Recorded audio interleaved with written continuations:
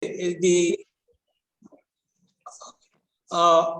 there are traces of co-opti action even in ancient days, in all periods of civilization.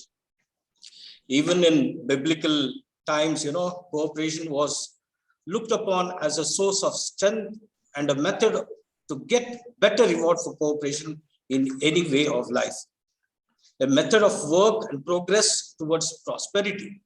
Because, what we ultimately look upon is the prosperity of any economy for that matter. So cooperation, as we know, means it's a way of life, means working together in common for common end. So if you look at the definition of cooperation, according to CRFA, cooperation is an association for the purpose of joint trading, originating among the weak, conducted always in unselfish spirit, on such terms that all who are prepared to assume the duties of membership share in its reward in proportion to the degree in which they make use of their association. So accordingly, it is an association for a common purpose. Working together, it's a joint trading, and it is originating among the weak and always which has been conducted in unselfish spirit. Another definition is that according to Dr. E.M. Hawke, they define that in the broadest sense, cooperation may be defined as a voluntary association in a joint undertaking for mutual benefit. So when you associate yourself for your mutual benefit, then only it becomes a cooperation. And we have the best of definition according to H. Calvert. He defines cooperation as a form of organization wherein persons voluntarily associate together as human beings on the basis of equality for the promotion of the economic interests of themselves. So, it is one of the best definitions that we have ever come across. So it's a form of organization wherein people voluntarily associate together as human beings on the basis of equality and for the promotion of economic interests of themselves. So that is the very, definition wherein it suits for the field of cooperation. So if you look at the global perspective as to how co-opti movement came into existence. So the evolution of co-optives in the world can be traced back from immemorial beginning, from the day of individual first joined hands for the advancement of the common perspective of life. Where there are humans, there will be cooperation. So it is a way of life. So it's a concept developed to relay to the capitalism and irrational economic quality. So that is the reason why it was found. The Industrial Revolution, which took place in Great Britain between 1750 and 1850, changed the socio-economic structure. So the rise in the capitalistic ideology brought differences in the classes of workers. So what they wanted to see is that they wanted to divide the whole society into haves and have-nots. Exploitation of the workers. That was the most thing, the workers, laborers were asked to work for more than 18 hours. Who can a human being work for 18 hours? That is the problem that after Industrial Revolution that happened in Great Britain. So there was what you call a lot of chaos and unemployment contributed to the growing distress of low wages workers, low wages, adulterated foodstuffs during this revolution period. And cooperation emerged as a peaceful reaction. So it was not as a revolution. So it moved as a peaceful reaction of this class of workers. So the workers organized co-ops to get out of the clutches of the capitalists. So that is the reason why they wanted to remove the injustice of capitalism. So they wanted to provide what you call experience a direct economic difficulty during the industrial revolution.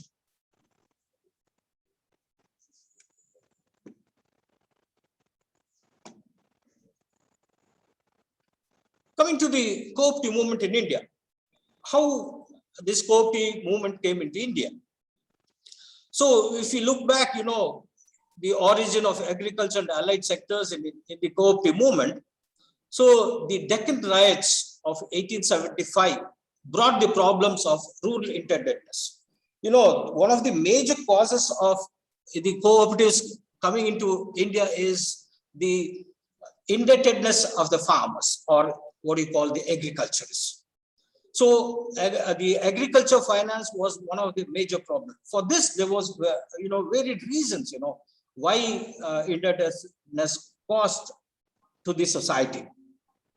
So the reason behind that were varied, So that was the reason why in 1882, Sir William Wedderburn and Justice Ranade investigated into the problem of rural indebtedness and prepared a scheme for establishing agricultural banks to provide loans to the farmers.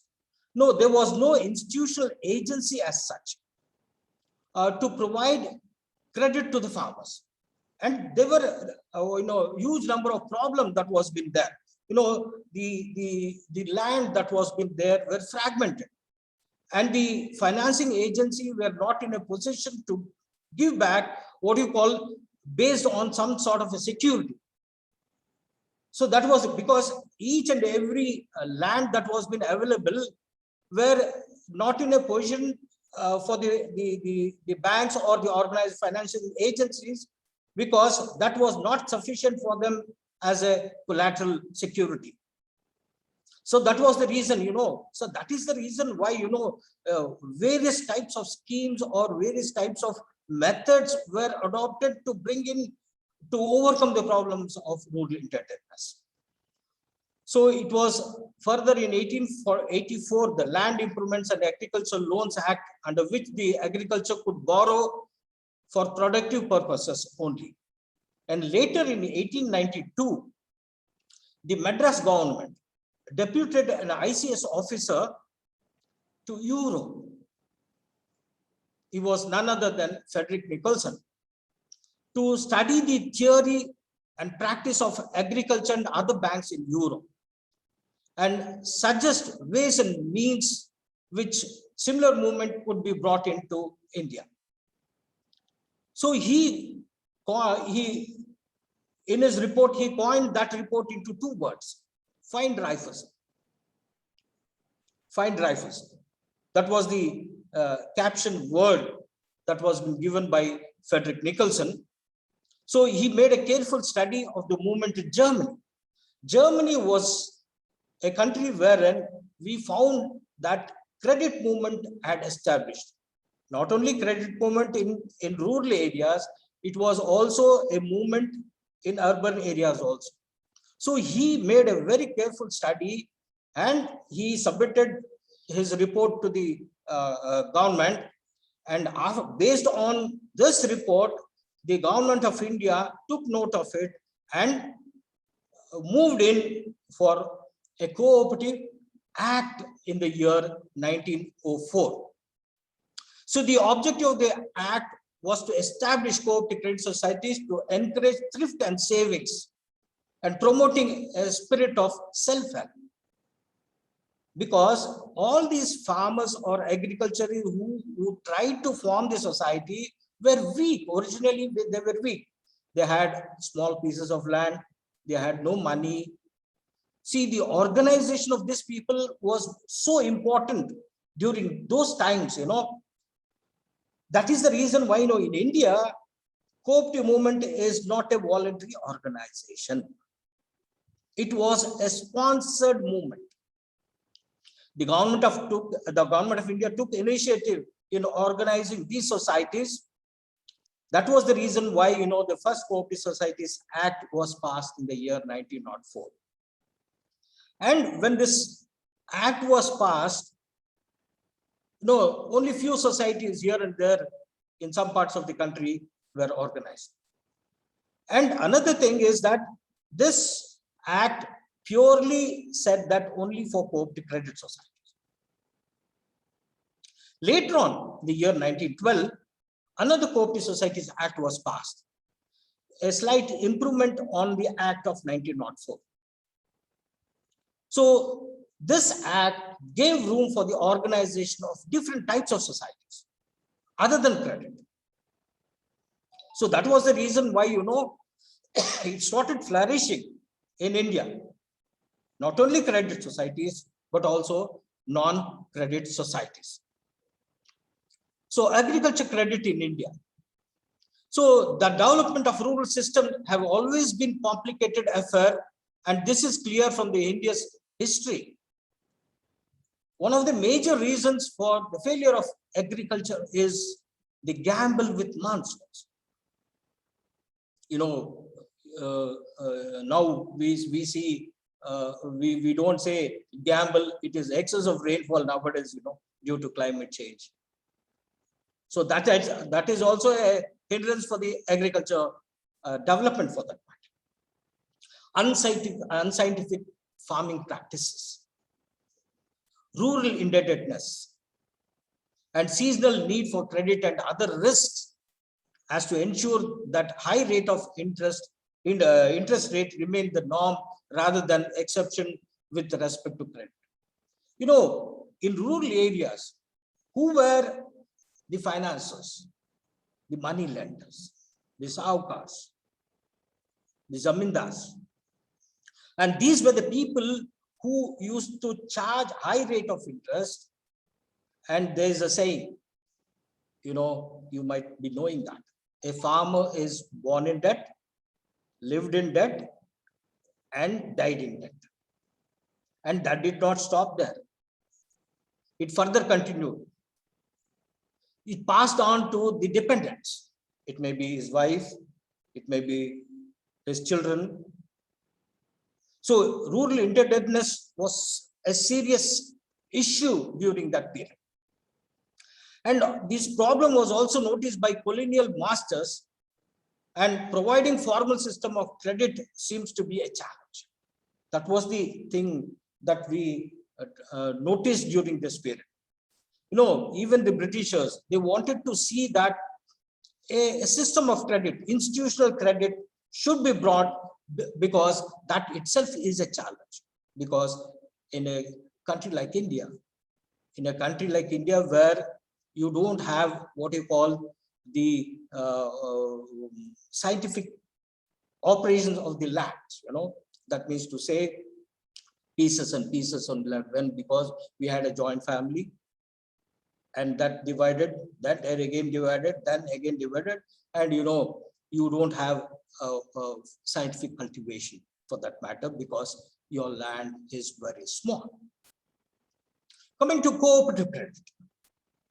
Cooperative credit is based on the principles of mutual help and thrift, and is motivated by service rather than profit. The most prominent factor of cooperative or cooperative credit is that these societies work for service and not for profit, and which has been run on democratic lines. So cooperative banks form an integral part of the banking system in India. So these banks mainly operate in rural areas, particularly to provide the facilities for agriculture sector. So they are the main source of institutional credit to the farmers. So these banks are chiefly responsible for breaking the monopoly of the money lenders in providing credit to the agriculturists. So they have a wide network of branches to reach out to the people in remotest areas of the country. So cooperative credit institution has played a catalytic role in mobilizing rural savings and stimulating agriculture investment, because these commercial banks, they were not ready to provide agriculture credit. So they wanted to have a separate institutional agency to provide agriculture finance to the farmers, especially the poor farmers. So that was the reason. And that is another thing why this cooperative were introduced, is that to to help the farmers to help themselves and create thrift among the people, the poor people or the farmers in the country. And they wanted to stimulate the agriculture investment. Coming to the aspect of cooperative credit institution, the cooperative credit structure in India is characterized by two types of institutions. One involved in the dispensation of short-term and medium-term credit, and other in the provision of long-term credit. The agriculturists normally need all these three types of credit. One is short-term, another is medium-term, and another is long-term credit. So that is the reason why the whole structure of cooperative credit lies like this. So agriculture credit is considered into two parts. That is, agriculture credit is one organization which is providing short-term and medium-term credit, and another long-term credit. So institutions have been organized to provide both short-term, medium-term, and as well as long-term credit separately. So as far as short-term and medium-term credit is considered, so we have three types of agencies, cooperative credit structure. At the bottom level, or at the village level, or at the primary level, we have primary agriculture credit societies, or what you call PACs. And at the district level, you have district central cooperative bank. And at the state level, you have the state cooperative bank. So this is the cooperative credit structure with regard to short-term and medium-term credit. With regard to long-term credit, you have two agencies as such. So one is the primary agriculture and rural development banks. So earlier it was called Central Land Development Bank, Land Mortgage Bank, and that further it was called Land Mortgage Bank, Land Development Bank, and now it is Agriculture and Rural Development Bank. So at the state level, you have the state cooperative agriculture and rural development banks, that is one agency, which they can directly loan to the members or the individuals as such. And at the primary level, you have what you call primary cooperative agriculture and rural development, PACAD banks. Earlier, the state level is called SACAD banks, and primary societies, land development banks, are called PACAD banks, primary cooperative agriculture and rural development banks. So this is the structure of the cooperative credit structure, both all the three types rather, that is short term, medium term, and long term.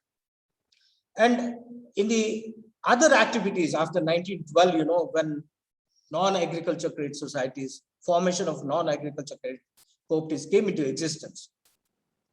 So you have that state cooperative apex bank, which is an what you call state level agency, which looks after the entire process of organizing credit in the entire state. That we have state cooperative bank or cooperative apex bank, and you have district central cooperative banks and primary non-agriculture credit societies, of which you have employees cooperative credit societies and urban cooperative banks organized in the towns and cities of the country.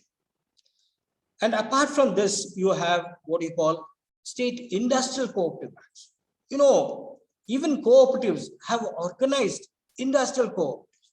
You know, you might have heard that many cooperatives have established spinning mills, or what do you call, many industries which come under the category of cooperatives under the cooperative sector. So if you look into one place called Hulkoti in Gadag, you might be knowing one politician, H.K. Patil. He's from Gadag, Hulkoti. There, they have formed industrial cooperatives. Around 100 industrial cooperatives are established in one place in Hulkoti, Gadag district rather. So you find all types of industrial cooperatives organized under that sector. And at the central level, you have District Central Cooperative Bank helping in for the organization of industrial cooperatives at the district level. So this is the cooperative credit structure in the country. So the primary agriculture credit societies, which is the foundation stone on which the whole edifice of cooperative credit structure is built upon. And this primary agriculture credit societies is been federated into district central cooperative banks. They are federated to district central cooperative banks at the district level. And there was a question here in the cooperative credit structure. You know, at the state level, you have a state cooperative apex bank, and at the primary level, you have the PACs. And why we need a district central cooperative bank? You know, the distance between the state agency and the primary agency is too long. So someone has to coordinate, you know. So that is the reason why, you know, district central cooperative bank in each district have been organized to cater into the requirements of both the primaries as well as the contribution of the credit flow from state government, state cooperative apex bank to the primaries through district central cooperative bank. So this is the whole edifice of what you call cooperative credit structure. So district central cooperative bank plays a pivotal role both between the state as well as the primary societies. So it plays as a catalytic role. It has become a very important agency to coordinate both primary as well as the state cooperative apex bank. And there is a link between the Reserve Bank of India and NABARD, because we get refinancing agencies from the NABARD. Earlier it was Reserve Bank of India after 1982 when NABARD came into existence. So NABARD took the refinancing facilities. So these NABARD provide refinance facilities to the state cooperative apex bank, and in turn to the DCC bank, and in turn to the primary agriculture credit societies. So let us try to understand what is a primary agriculture cooperative society. So these societies are formed at the base level or village level. So these are foundation stones on which the whole cooperative edifice is built upon. The area of operation of the society is normally restricted to a village. But in some cases, when the village is small, you know, 2 or 3 or 4 or 5, maximum to the tune of 5 villages will be combined together, and we find a society for all these 5 villages, if the villages are very small. And here, one of the thing that is speciality of this is not a limited liability society, it is an unlimited liability society, because it wants to shoulder the responsibility of each one of the member. If the society is having what you call unlimited liability means, so every member will be very cautious in their move, because in case of some mishappenings in the society, they might what you call the responsibility will be showered on all the members of the society. That is the reason why it is an unlimited liability society. So the individuals are also the members of this society. So the primary function of this society is mobilization of funds to be lent to the members in accordance to the co-operative principles. So they cannot let down the co-operative principles. So the main functions of credit society are to provide short-term and medium-term credit for the and supply agriculture inputs and promotion of thrift and sometimes joint purchase of agriculture and domestic requirements. And another important reason why this society is they hiring of implements and machinery. These farmers or members, since they are very small members or they're having small pieces of, they may not be in a position to cultivate the land mechanically. So that is the reason why, this primary agriculture credit societies organize or bring in implements or machinery to cultivate on the land on a hiring basis. Secondly, district central cooperative banks. As I said earlier, district DCC banks occupy a position of cardinal importance. So they form an important link between the apex bank at the state level and the primary agriculture credit societies at the village level. So to meet the requirements of the members, that is the PACs, they finance agriculture credit to societies for production purposes, marketing societies, and for marketing and supply of operations, and also industries and other societies for their working expenses. So this DCC banks serve as a balancing center, adjusting the surplus and the deficiency of the working capital of this primary agriculture credit societies. Coming to the apex bank.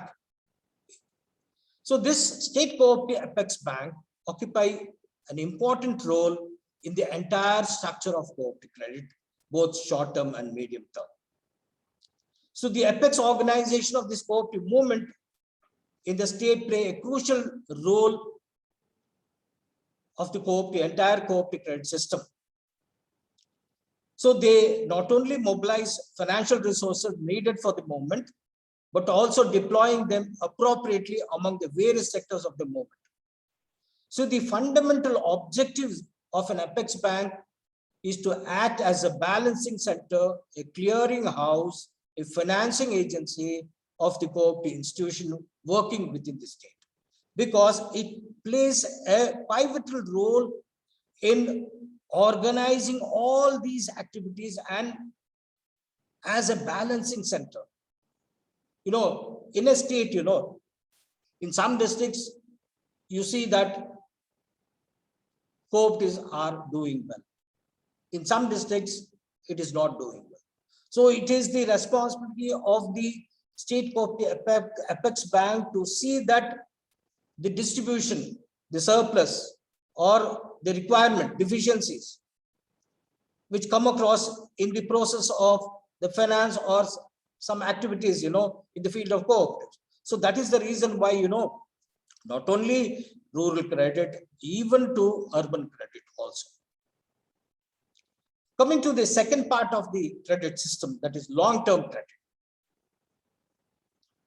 So the long-term credit structure, unlike the short-term one, is not uniform throughout the country. So the structural pattern of these banks falls into one or the other following categories. One is a federal type, that is state cooperative, agriculture and rural development banks advancing loans directly. These SACAD banks operating through branches. So it is the operation as a department of the state cooperative apex bank. So this SACAD banks, state cooperative, agriculture and rural development banks, are primarily the association of primary agriculture cooperative and rural development banks. So which is at the state level. But no, many of them have what you call admitted individuals as members, because to run a society, to run a cooperative, you need a lot of members. Membership drive is an important aspect of the cooperative. The more the numbers, the cost efficiency will be less. So the cost of operations will be less. So that is the reason why they have added individuals to these societies also. because they want to have a good working capital. So the objective of this bank is to raise long-term funds to finance this primary cooperative agriculture and rural development banks affiliated to them, and to finance individuals directly through these banks or branches. Packard banks. So these primary agriculture, cooperative agriculture and rural development banks are base level organizations which provide long-term credit to the needy individuals. The long-term loans are issued by the banks for the productive purpose like land improvement, sinking of wells, purchase of farm machinery, construction of godowns, farmhouses, and for various other purposes. So these loans that have been distributed for only productive purposes and redemption of old debts. Sometimes, you might have borrowed medium-term loan, and wherein you might not have repaid the loan, they'll be mounting overdues. So that can be converted into a long-term loan. And purchase of godowns, purchase of lands also sometimes, and purchase of various other implements or farm tech machinery for the farmers, which will benefit them in a long way. So that is the reason normally the loan will be for a tune of 25 years, up to 25 years, from 5 years to 25 years, which is been given by these Packard banks. As far as urban banking is concerned, urban cooperative credit societies and banks which occupy a prominent place are agencies supplying credit needs of the people residing in urban areas. You cannot deny the facilities to the urban people also. So they advance loans mostly to the small traders, retailers, artisans, salary earners on reasonable security, as well as gold and silver articles. Now, these cooperatives, what they are doing is they give preferential treatment for gold and silver loans. Because that is quite a secured loan for these agencies, for that matter. You might have heard in private agency, there are a lot of gold loan agencies that has come across in the country. Likewise, it's an old system of credit given to the needy members in towns and cities, because they are also traders, for small business people. They also need credit facility in the process of doing business. So commercial banks and central cooperative banks, many of them provide bank facilities for various kinds of members and customers. So the objective behind this urban bank is to attract deposits. The main thing is that to attract deposits from members and non-members, and to advance loans to members to act as agents for the joint purchase of domestic and other requirements, and to undertake collection of bills accepted or endorsed by members, to arrange for the safe custody of valuables of members, and to provide other facilities which have been provided by commercial banks. So the same procedure is being adopted by this urban cooperative banks also. And under this same category, you find employees cooperative credit society. No, even Mysore University is having employees cooperative credit society. So it will benefit the employees of this type of organization. So it may be a different type. If you look back, the even before passing of the 1904 Act, the railways, the central government, railways, they had organized before, maybe in 1885 or so, they had organized this type of agency, and that was not called as a cooperative, because officially it was called only after 1904 as a cooperative. But in a place called Bhusawal in Maharashtra, so this type of societies were established by the Railway Workers Union. So even in in Mysore, CFTRI, Central Food Research Technological Institute, and various type of institutions have been organized. So they have also organized employees cooperative credit societies. So where there is a need, they will organize this type of societies. So this is with regard to credit system in the country. And I told you earlier, that is after passing of 1912 Act, and there was another act which was passed in 1919. 1919 seems to be a very important date in the country. Can anybody remember that 1919? Can anybody remember that 1919? Jallianwala Massacre. No, with regard to our this thing. Montego, yeah, exactly. Rowlatt Act. And another important activity under the cooperative sector was that cooperation became a state subject. So earlier it was with central subject, and it became a state subject. So this transformation brought in varieties of societies. In Shimoga, there is a society, because Shimoga is a place where you have heavy rainfall, and you have very good forest for that matter, wherein you grow a lot of jackfruit. Jackfruit trees are there. Earlier, this was wasted, and now they have organized a society, jackfruit society. There are specialized societies called Araka in Shimoga itself. Araka society, specialized societies. So these types of societies have been organized only after passing of this 1912 Act, and as well as when cooperation subject became a state subject. So that was the reason why the broader sense of improving the cooperative sector came into being only after 1912 Act.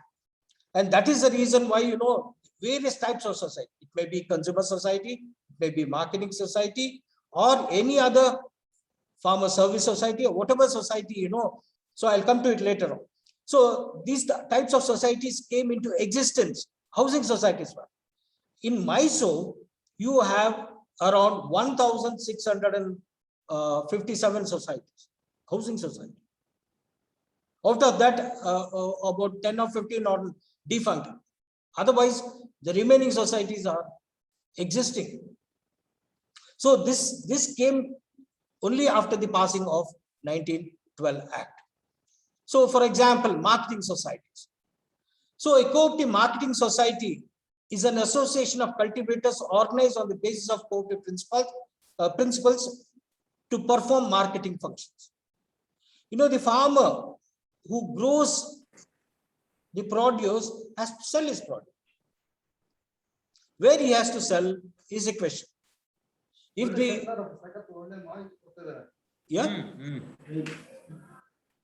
the society, if they have in a village, if they have a marketing society, so it will be very convenient for the farmer to sell his produce at the village level itself. There was a thing that happened in the Gorwala committee recommendations, linking of credit with marketing. A farmer who borrows credit through primary agriculture credit societies has to sell his produce through marketing societies. There was a system that which was been brought that became a failure because you don't have what you call the patience to keep your products because your product is very small. So that is the reason why, if you have a society at the village level itself, Co-Opti marketing society, you can sell the produce at the marketing society itself, and you can rationalize the whole marketing society because it will be beneficial to the producer. So the objective behind this marketing society is to strengthen the bargaining capacity of the cultivators, to help them to secure a better price, to provide them with needed finance, to persuade them to grow better quality of products, to eliminate, the most important thing is to eliminate superfluous middlemen and to stabilize prices, and to judiciously supply commodities to the market, the best product that has been grown from your village or in your area for that matter. So marketing societies play a very important role to the farmer. Next important area is that agro-processing cooperatives. So this processing of agriculture commodities and food grains adds value. So it is a most important post-harvest stage in making them for ultimate consumption. So the primary objective of the cooperative is to reduce the price spread between the producer and the consumer, and thereby see that the producer gets a legitimate share in the final price of the consumer. So the processing cooperatives like sugar cooperatives for that matter, spinning mills, cooperative spinning mills, oil processing, rice mill for that matter, fruits and vegetable cooperatives, cold storages, paddy processing, processing of plantation crops. They have all made remarkable progress in the country. The bananas which has been grown in Bangalore or in and around Bangalore is been sent to Delhi. There is a special train to send bananas to Delhi, where they have a very good market. So that is through cooperative organizations. So they process here and send it to the different parts of the country. So processing of this, food grains or the product that has been produced needs some transformation before ultimate consumption. So that is the reason why, various types of processing cooperatives have been organized under the cooperative sector. Another important area is consumers cooperatives. So what are these consumers cooperatives? So consumers cooperative store is a voluntary organization of consumers organized to obtain the required consumers goods and services at terms of maximum advantage to them. So these societies undertake retailing, wholesaling, and sometimes production and processing of consumer goods. The main objective behind this consumers cooperative is to serve its members and customers with goods required for them for a household consumption. And another important thing is these goods are being sold at reasonable price and to protect the interest of the members and as well as consumers. In Mumbai, the best part of the consumers cooperatives has been flourished, exist. You have a very good network of consumer stores organized in what we call Maharashtra. Another important society is that farming societies, cooperative farming society. The reason behind organizing this farmer society is that the farmers or agriculturists are having scattered pieces of land. If they organize as one society and cultivate scientifically, so they can have or they can reap the benefits through this type of societies. So it may be farmers with small pieces of land, it may be landless laborers also. So they put their uneconomic holdings and see that the resources are fully utilized and facilitate more rational use of resources, maintaining economies of scale of adoption of scientific method of cultivation. So it is based on what the ideas of self-help through mutual help, and is primarily intended to benefit small farmers and landless laborers for that matter. So these societies that are making greater economic use of what you call pooled resources of land, labor, farm resources, ordinarily such economic use will lead to the increase of production, and also most important thing is employment. Coming to the housing societies. So housing societies is a universal problem. Housing is a universal problem. Almost all the countries of the world are facing this acute shortage of what you call proper shelter, a roof on your head. So a housing co-opti is a primary concern with the common interest of its members. A co-opti housing develop a spirit of self-help and eliminate the co-opti factor and personal interest of the members and occupants. And greater incentive is created for the proper maintenance of building, so that co-opti do not degenerate in slums and become a liability to the community. Because so you have a facility here, if you are a member of a housing society, you can have a better shelter on your head. So that is the reason why housing societies have been organized. You know, in Bangalore, Bangalore people might have heard of this. Get me water. Sahakari, what do you call, area is there in Hebad. Sahakara Nagara. Sahakara Nagara.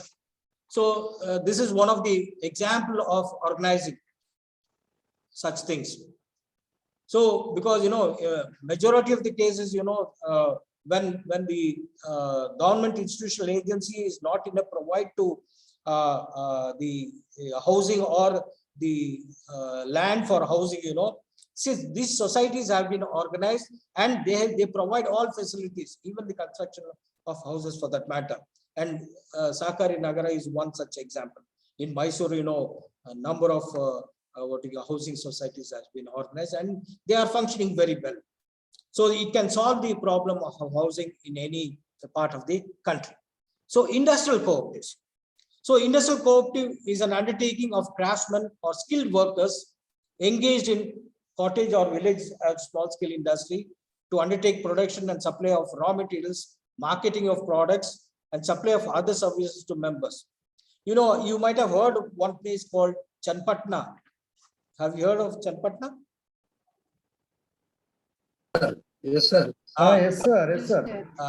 Here they have organized several societies to sell their products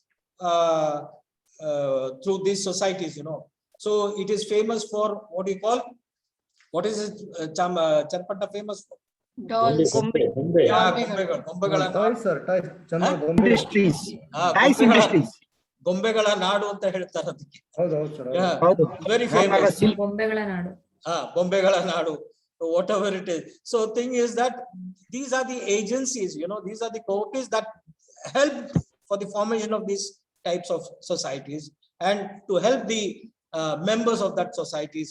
So that is the reason why, you know, I told you the Ulkoti Gadag, you know, example, you know, even in Mysore, even in Bangalore, you have what you call industrial cooperative societies which has been organized, and you have an industrial cooperative bank for that to provide financial facilities for that matter.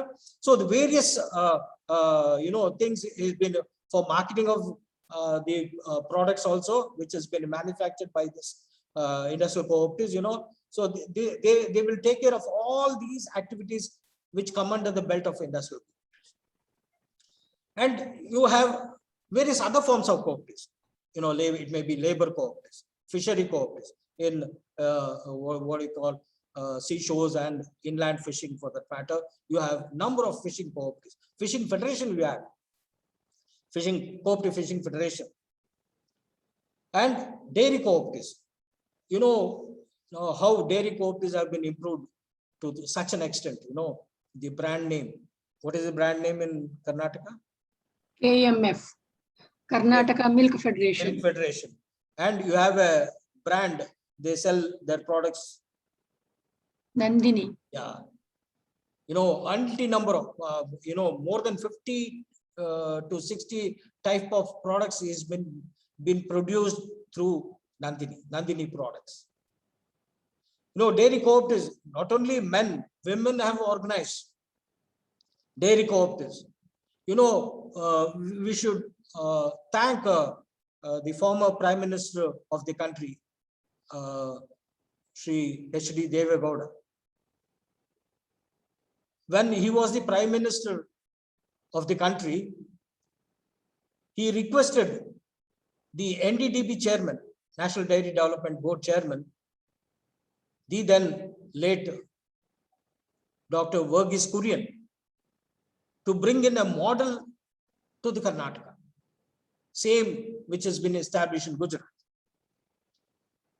So ultimately he brought that system. That is the reason why, the KMF and the network of Nandini has been successful.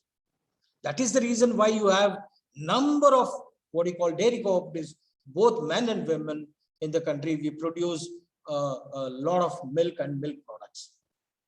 So we should be thankful to Sri H.D. Devegowda for this, who brought a revolution. We call that as a white revolution in the state of Karnataka.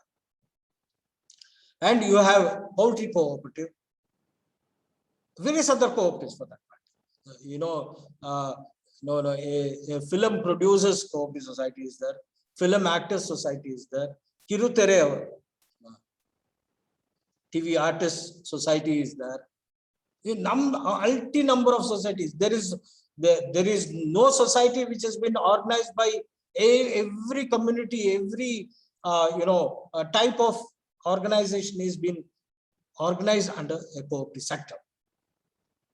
So this is the speciality of cooperative or cooperative institutions. Other part, we are not worried. At least we have a system. At least we have a network of operations which has been organized by this country. Coming to the cooperative movement in Karnataka. Karnataka has a fascinating history of cooperative movement. A cooperative culture in various economic activities of the state is clearly evident. It is deep-rooted. It has been launched in 1904.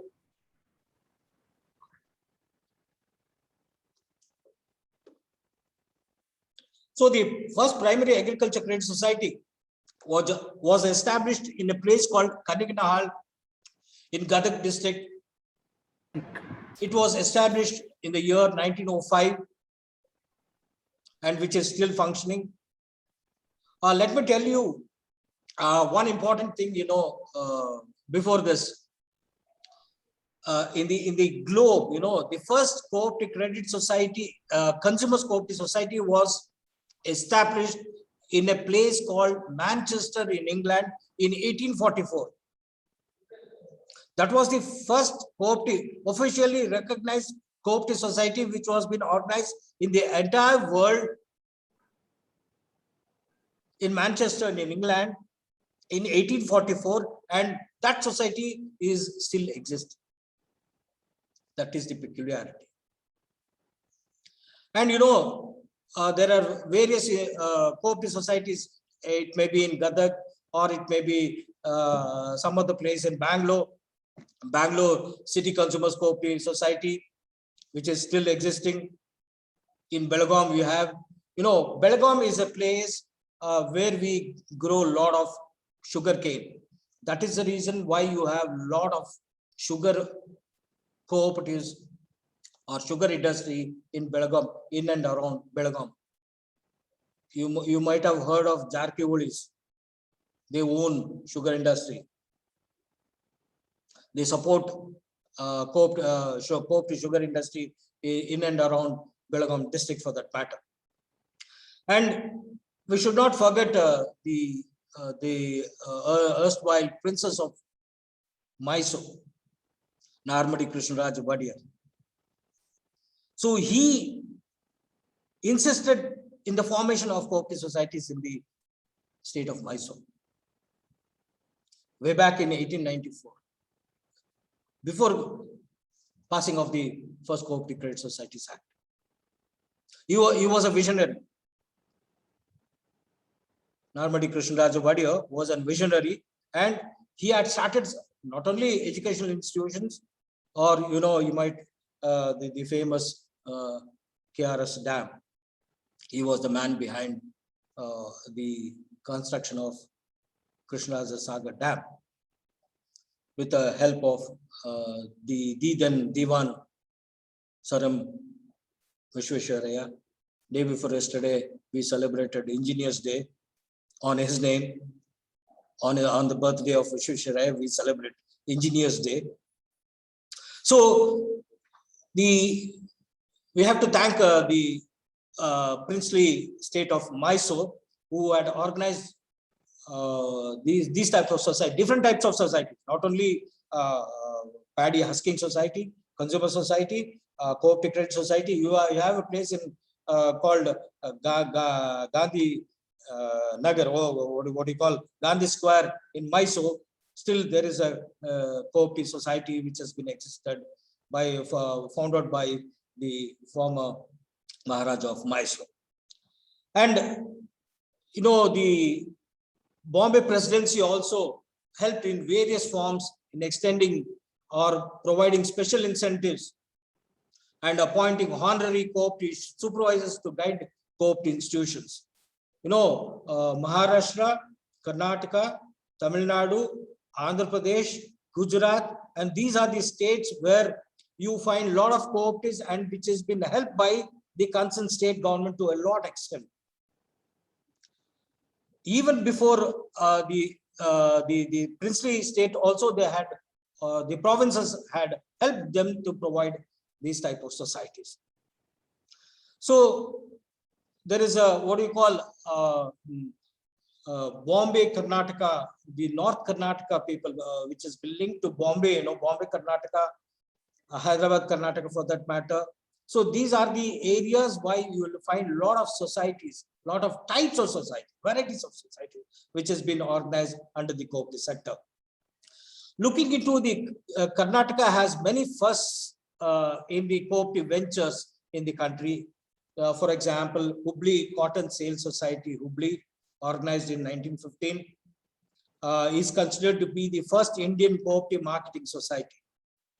Farmer Service Society, FSS, what we call FSS, sponsored by Canara Bank in 1973 at Bididi near Bangalore.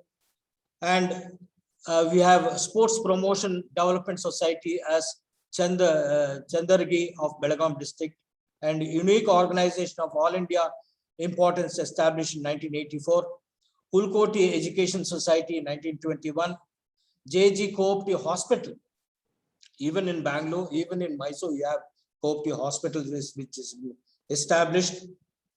And some earliest types of Co-Opti societies in the state. So Hiranyakeshi Co-Opti Sugar Factory, Sankeshwar of Belgaum district, which was formed in the year 1956. So it is being considered as one of the best sugar Co-Optis in the state of Karnataka.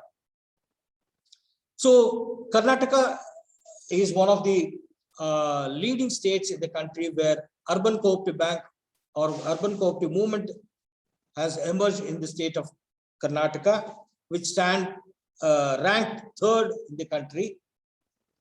So that is the reason why Karnataka stands an upper hand in the field of Co-Opti sector.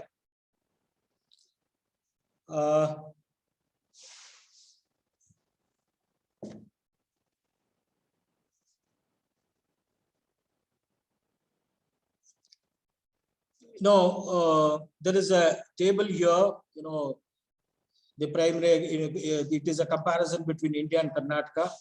So you have 93,978 Co-Opti PACs, primary agriculture Co-Opti societies in the country, and you have 5,376 in the state. You have marketing society around 8,000 in the country and 308 societies in the state. Industrial Co-Optis you have, sugar Co-Opt, agro processing you have, textiles and handicrafts you have, and dairy, fishery, poultry, livestock, labor, housing, and variety. And totally you have around 8,33,560 societies in the country. And in Karnataka, you have 39,902 such types of societies. And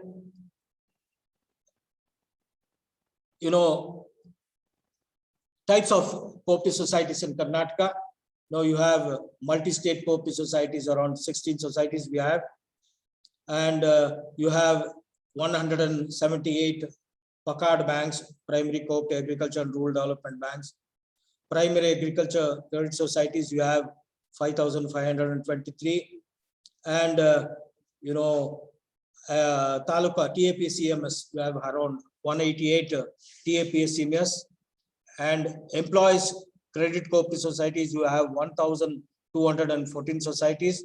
Milk producers, you see the peculiarity here. Milk societies, you have 15,972 milk producers Co-Opti society in the state. And you have water users society, 3,219 water users societies. Consumers Co-Optis, 1,364 societies. And sugar factories, 37 sugar factories you have. Sericulture growers Co-Opti society, 43 you have. Sahakari grain banks, you have 105 societies. Urban Co-Opti banks, you have around 289 societies. And you have housing societies in the state of Karnataka, 1,763 societies in the state. And you have women multi-purpose Co-Opti society, 1,443 multi-purpose women Co-Opti societies in the state. And you have tree planters Co-Opti societies, around 21. And electricity Co-Optis you have transport Co-Optis, especially in Shivamoga and South Kannada district. You have transport Co-Opti societies, which have a good network of transport Co-Optis in the state of Karnataka. And you have various other types of Co-Optis, around 530 various other types of Co-Optis in the state of Karnataka. To conclude, the Co-Opti societies are grassroots organizations. It's a group of people united with collective responsibilities to meet their common economic, social, and cultural needs, which run with the philosophy of self-reliance and mutual help. It helps in agriculture development, supporting critical inputs supply, that is seeds, fertilizer, pesticides, credit, storage facilities, godowns, agro processing facilities, marketing, agro produce. So the cooperative movement took stardom, and the 5-year plans have really helped in the growth of co-operative sector in the country. And you have two giant fertilizer units, CRIPCO and IFCO under the cooperative sector. And you have potentially viable packs, around 49% of potentially viable primary agriculture cooperative societies in the country. So in spite of all these, these cooperatives are facing a lot of problems also. It may be financial resources, it may be working capital resources, or professionalism for that matter. You don't find, only few societies are professionally managed by managed societies, whereas they lack the challenges of professionalism, lack of infrastructure, and one other major thing is that political interference into the cooperative sector, and nepotism, unawareness of members, meager shareholding. So this is one of the major problem. and over depends on financing agencies for credit, poor recovery. That is also hindering the sustainability of the societies. And another thing is that if you restructure with policy intervention, like reducing state control, increased professionalism, good governance for that matter, raising share capital, quality assurance with competitive product and service, multi-purpose society support will act a vibrant social enterprise with public trust as the government sector initiative in the locality converges with other agencies. That is the reason why, you need, Co-Opti is also facing a lot of problems. So unless until it is being overcome with these type of problems, and the entire country can will be having a good network of Co-Optis in the country. So with this, I think given you a glimpse of cooperative credit, non-credit, and cooperative movement in the country. So this is what I have made an attempt to give you a detailed program of activities under the cooperative sector. So if you have any questions, you are most welcome to ask me.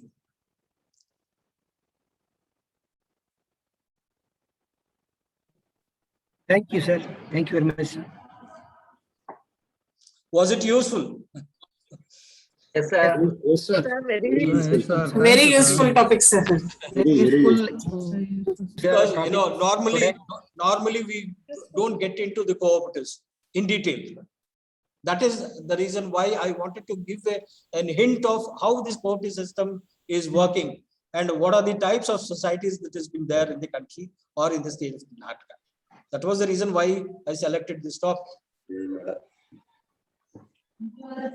Very useful and good information, Season, sir. Thank you so much. Tejaswini, thank you. Okay. Yeah.